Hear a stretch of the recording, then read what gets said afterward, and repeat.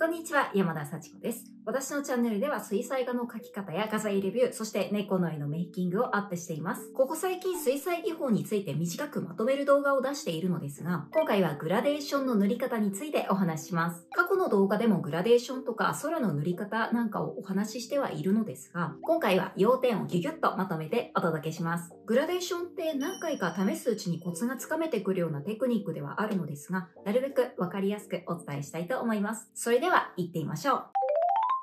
では早速グラデーションを作ってみます。まず画面全体をきれいな水で濡らします。最初にこれをやらなくてもできるのですが、画面に水を引いておいた方がやりやすいと個人的には思っています。だいたい全体を湿らせることができたら OK です。で、この紙に水が浸透していくのを待っている間に、グラデーションさせたい色をパレットに溶きます。この時もたっぷりの水を使って絵の具を溶きましょう。色水を作るような感覚ですね。水が多いと絵の具周りに飛び散りやすいので気をつけてください。そして画面がまだ湿っているうちに色を塗ります。丸筆でもできないことはないのですが、できたらこういった平筆とかハケといった穂先がシュッと揃っている筆の方がグラデーションしやすいと思います。で、上側が濃い色、そして下に行くにつれて薄まっていくように塗ると良いです。塗っている時にあちこち筆を動かすよりも、横なら横、縦なら縦と一定方向に筆を動かした方が濃淡を調整しやすいです。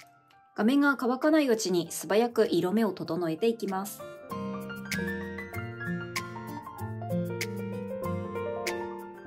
絵の具の濃さを水やこういったタオルで調整しながら塗っていきます。で、いい感じになったら乾かしましょう。ドライヤーを使って乾かしてもいいのですが、風向きに沿って絵の具が流れてしまう恐れがあるので、できれば自然乾燥させましょう。他にもやり方があるとは思うのですが、私がやりやすいと思うグラデーションの手順をお見せしました。最初の段階で水を引かないと絵の具の乾きが早くてうまくいかないことがあったので、私はまず初めに全体を水で濡らすようにしています。最初に水を引かない方がグラデーションしやすいっていう方もいるかと思いますので、ご自分に合ったやり方で塗ってみてください。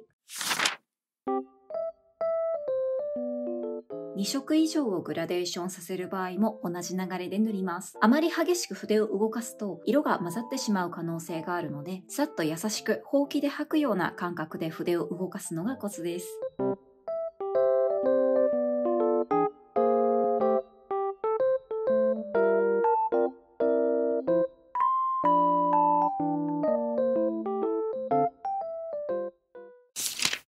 背景など広い面積をグラデーションさせる場合が多いかもしれませんが、もし絵の中の一部をグラデーションさせたいときは、周囲をマスキングで囲ってから塗るといいでしょう。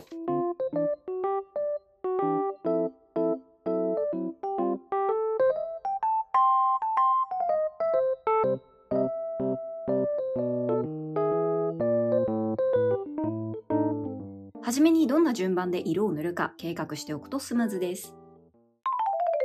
グラデーションが綺麗に決まるととっても気持ちがいいので、皆さんもぜひ試してみてください。今回は水彩のグラデーションの仕方についてお話ししました。よかった、参考になったという方はぜひチャンネル登録と高評価よろしくお願いします。今回もご視聴いただきありがとうございました。また次回の動画でお会いしましょう。